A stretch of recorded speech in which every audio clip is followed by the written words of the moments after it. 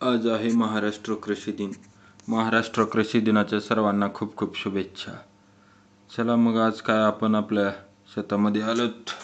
रोजच्या प्रमाणे आजही काहीतरी कामकाज करावं म्हणलं. चला बैल बांधलेली होती झाडाखाली, बैलांना सोडून घेऊन जाऊन चला पाणी वगैरे दाखवावं म्हणलं.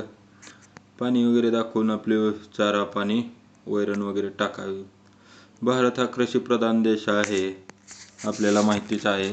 परंतु वरचीवर कृषी क्षेत्रातही शेती क्षेत्रातही बऱ्याचशा सुधारणा झाल्या. नवीन नवीन संसाधनाचा शोध लागला, नवीन नवीन शेतीसाठी साधनं उपलब्ध झाली.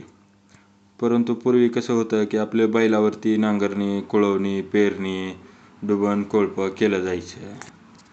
परंतु आता कसं झालेलं आहे, आता सहसा शेतकरी बैल पाळत नाहीत. कारण कसं आहे, बैल सांभाळायचे, पाळायचे किंवा आता तसं म्हणलं तर कसं आहे, कष्ट नको झालेलं आहे.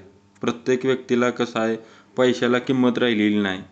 परंतु माणूस काय करतोय आता, 4 पैसे जाईनात का पण काम होतंय ना फास्ट, अशा पद्धतीने एक आपल्या सर्वच समाजातील घटकाची मानसिकता झालेली आहे.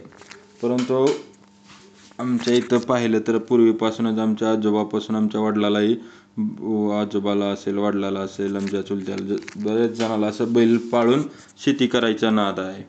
त्याच्यामुळं आमच्यात आणखीन तरी आत्तापर्यंत बैलजोडी आहे. मग असे आपण बघितलं, बैलाला पाणी वगैरे दाखवलं, आणलं आणि पण झाडाखाली आणून बांधलेत. एकेकाला आपण ज्वारीची वैरण आहे ते वैरण आपण तोडून टाकलेली आहे. आणखीन तर आम्ही बैल वगैरे सांभाळून पारंपरिक पद्धतीने शेती करतोय.